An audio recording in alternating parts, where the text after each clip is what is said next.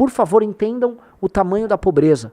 E entendam que as escolhas que nós tomamos fizeram com que nós sejamos muito, absolutamente muito pobres. Porque eu queria falar o seguinte, uma renda familiar aqui no Brasil de 10 mil reais é considerada o quê? Mas não é pouco rica no Brasil, é uma pessoa considerada um milionário aqui. Sendo que não é, é bem pobre. Só que a gente já se acostumou com um padrão exageradamente baixo. Exageradamente baixo. Queria que você fosse lá, ô Riso, e o que é isso? É a média da renda de um brasileiro que mora nos Estados Unidos. Ah, o brasileiro tá... Pô, maravilhoso. Isso é um brasileiro que mora nos Estados Unidos. É. 73 mil dólares. Então, 73 mil dólares, vamos lá, tá, vezes 6, dá 7... 36 mil reais por mês. Mas ele não tem CLT, Riso. Poxa, ele não tá protegidão. Ele virou um escravo, Renan. Pô, ele não tá protegidão. Ele não tá... Galera, o que tá acontecendo? Esse cara é um escravo lá, tá? Esse cara pode ser incitado a trabalhar 7 dias por semana. Aí ele vai com o mustangão dele, ô Riso, porque ele tá pobre ainda. Ele vai com o mustangão dele, numa estrada absolutamente lisa. O filho dele tá numa puta de uma escola. Vai com o mustangão lá todo explorado. Ai, tô explorado lá. Troca a marcha aqui se quiser. Tá com o mustangão dele, come bem pra caramba, vai no mercado, faz a compra lá, tá. Ai, eu tô exploradão aqui, ó. Aí ele liga pros parentes no Brasil, tô explorado. Aí a avó dele aqui no Brasil, ai, meu queridinho, tô com tanta dor. Meu fofinho, deve estar sofrendo. Cara lá, ai, troquei o Mustang. Peguei, vou pegar a BM mesmo. Melhorei de vida. Sou piscineiro agora. Se você for piscineiro nos Estados Unidos, você tá voando. Sou piscineiro, eu vou comprar uma BM. Dane-se. Ai, meu Deus, tá muito explorado, né? Enquanto as nossas discussões são discussões de quem tá fudido, né? Não, eu vou... São discussões de um lugar que deu errado, galera. Vocês estão entendendo o tamanho da pobreza aqui, né? Tô falando assim, nós somos bizonhamente pobres. Bizonhamente pobres. Nunca se esqueçam disso. Nós somos bizonhamente pobres. Um cara falou, piscineiro tá boiando, mano. Não, estou falando sério. Ser piscineiro nos Estados Unidos dá uma grana boa. Eu tenho primos meus que foram pros Estados Unidos, viraram piscineiro, falou, tá? O Pepe falou, mas nós temos a lindíssima Erika Hilton. Esse é o ponto. Pelo menos nós temos as coisas que compensam, né? Temos as nossas praias, as nossas modelos, temos o samba no pé, temos o nosso futebol brasileiro. A gente é malandro, tem malandragem, os caras são tudo otário lá. O Enzo falou, o Renan odeia o Brasil. Eu não odeio o Brasil. Eu odeio quem administra o Brasil. Eu odeio o consenso brasileiro. Eu odeio as escolhas que foram tomadas. Essa porra tem potencial, sim. Ora, o que eu quero dizer é o seguinte, esses brasileiros que migraram pra lá, pros Estados Unidos, que tem uma renda de quanto você falou? Média? 36 mil? 36 mil reais por mês. Essas pessoas seriam... Você transplanta essa renda pra cá, todo mundo é tratado como rico aqui no Brasil. Nossa, pessoal... Esse cara foi para os Estados Unidos com uma mão na frente, outra atrás. Essa pessoa foi para os Estados Unidos com uma mão na frente e outra atrás. Não é possível que as escolhas que nós tomamos como país tenham sido tão ruins. Renan, você está comparando com o lugar da prosperidade com os Estados Unidos. Tá bom, eu posso comparar com outros lugares. Não será tão acentuado, mas será melhor. Não será tão acentuado, mas será melhor. As escolhas que nós tomamos, eu odeio elas. Eu odeio essas escolhas profundamente. E aí falar, o Renan odeia o Brasil. Eu tô num momento que chama Movimento Brasil Livre. A gente vive de tocar projetos para melhorar o Brasil. A gente se mata por isso, a gente se arrisca, a gente não tá ganhando nada materialmente falando para isso. Ou nós somos masoquistas, ou nós temos uma crença em algo. E o que é em algo? É em dar uma nova forma nessa bagaça. Então você vai falar, o Renan odeia o Brasil? Eu odeio o Estado brasileiro, eu odeio quem o comanda. Eu gostaria de destruí-los. Da maneira mais direta e simples possível. Eu gostaria de destruir essas pessoas. Eu gostaria de realmente destruir, assim, eu falo com muito ódio no coração. Porque podia ser diferente. Os caras estão falando assim, a média em dólar ali do China. Sim, cara, a gente repara umas coisas interessantes. Por que os bolivianos produzem tanto, né?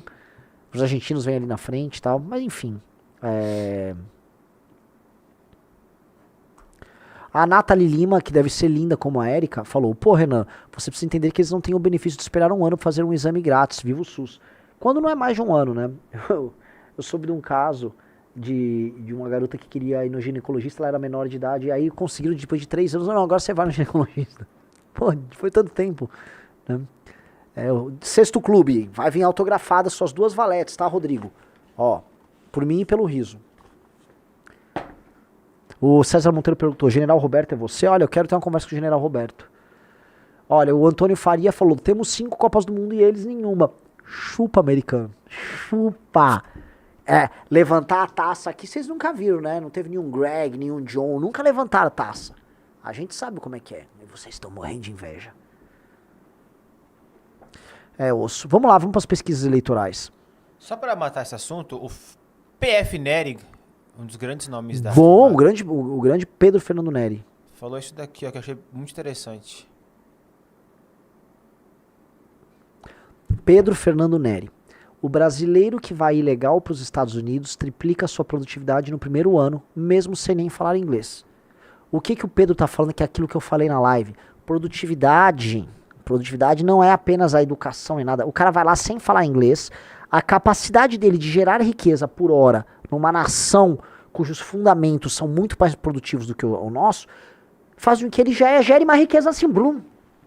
Essa é a beleza da produtividade. Só que você pega um partido como o PSOL, que é um sabotador da produtividade nacional, parasitas, e aí eles estão aqui, agora o PSOL fala vamos aumentar a produtividade e reduzir...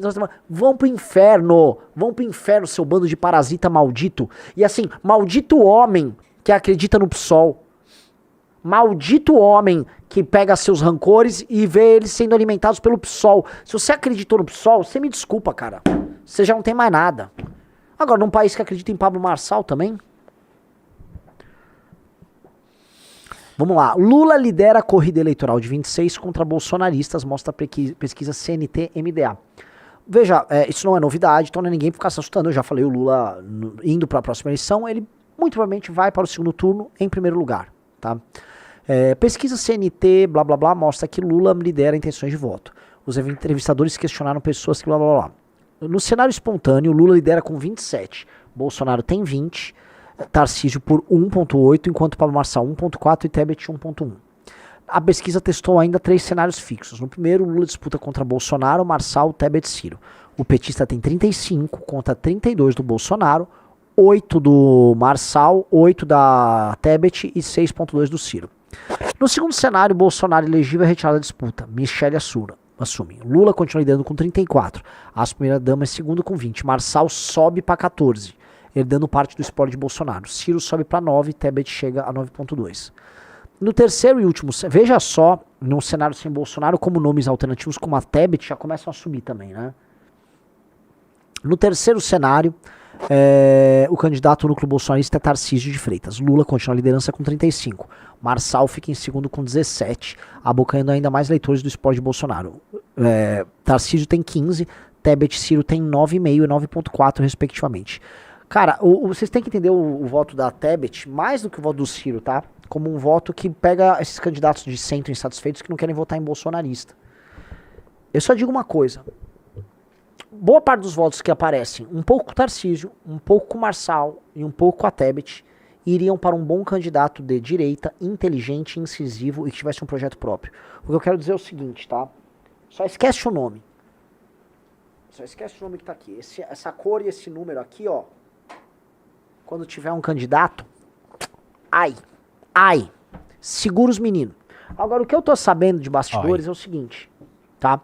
Nós teremos, muito provavelmente, Bolsonaro concorrendo inelegível, e aí ele retira a candidatura de última hora para que um dos seus filhos seja candidato.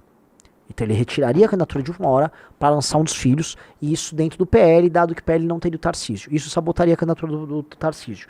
E o Lula seria candidato. Num cenário desses, o Lula é o favorito a vencer as eleições. Se o Bolsonaro já é queimado, o Flávio, então, é péssimo. E aí teria um Marçal correndo por fora e um candidato da missão correndo por fora. Esse é o cenário pra gente trabalhar pra 2026.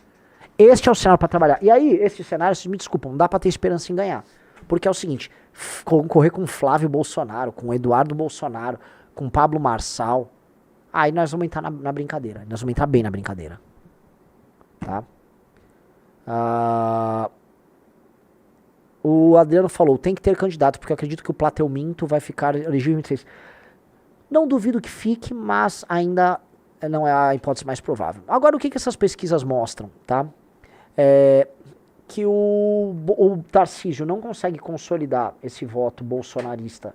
Eu tô basicamente falando do que o próprio parágrafo seguinte tá falando, né? Tarcísio não consolida, não garante o voto bolsonarista, e a inserção de Marçal nesse eleitorado, especialmente quando já não é candidato, é grande. Então tem um ponto. Se o Bolsonaro é candidato, é provável, senhor Rafael Rizzo, que o Tarcísio, que o Marçal sequer seja candidato. Com o Bolsonaro candidato. Porque o Bolsonaro esvazia muito esse tipo de eleitor ali do Marçal. Mas não duvido ele ser candidato. Mas o Marçal poderia ser candidato a outra coisa. A governo, que é o que ele fala. O Marçal visa o seguinte, eu serei candidato ou a presidente ou ao governo. O Marçal, se concorre ao governo do estado de São Paulo, eu vou falar uma coisa pra vocês, ele ganha. E eu vou te falar ainda uma segunda coisa até, senhor Rafael Rizzo. Ai, meu Deus. Se o Bolsonaro é candidato a presidente,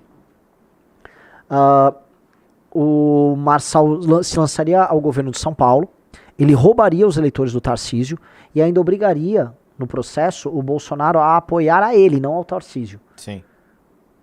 E dependendo das condições de jogo, por exemplo, ele saindo pelo União Brasil granjeando apoio partidário para o Bolsonaro, numa coligação, eles poderiam cobrar do Bolsonaro um apoio ao Marçal. Aí ficariam republicanos, não, tem que apoiar o Tarcísio. E aí ia ficar um jogo de lealdades que, conhecendo o Bolsonaro, seria o seguinte, quem tá melhor e quem vai me ajudar mais aqui? Se for Marçal, Marçal. Jogo de lealdade. Lealdade, tá?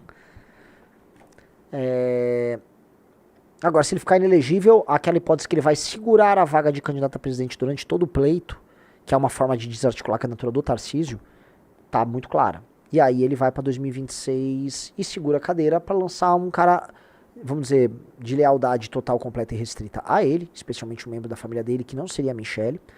E aí ele garante a cadeira. O PL faz uma série de deputados federais, que é o que eles querem, e a Silanabevá. Tá?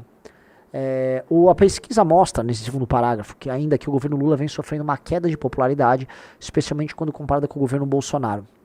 Em maio da última pesquisa, 43,3% acreditavam que a gestão do petista era melhor. Hoje são 41,1%. A queda está dentro da margem de erro, mas indica um cenário de pior. Ao mesmo tempo, os que ainda acham o governo Lula pior subiram de 32 para 36, o que também está na margem de erro, mas com uma diferença maior. Os eleitores em que se dizem de direita cresceram acima da margem de erro. Eram 30,8 em maio, subiram para 39,2, um sinal de alerta para o presidente Lula e para os setores de centro. Já o percentual de pessoas que se consideram de esquerda teve um aumento mais tímido, de 17 para 19. Ou seja, o número de pessoas que se colocam como direita aumentou. Eles estão vendo essas tendências. Ainda assim, me parece que o Lula é favorito para as próximas eleições, num cenário em que Bolsonaro se coloca como candidato. Acho que isso aqui está claro. Tá? E definitivamente não é motivo para comemorar, especialmente para vocês que estão aqui na nossa live, né?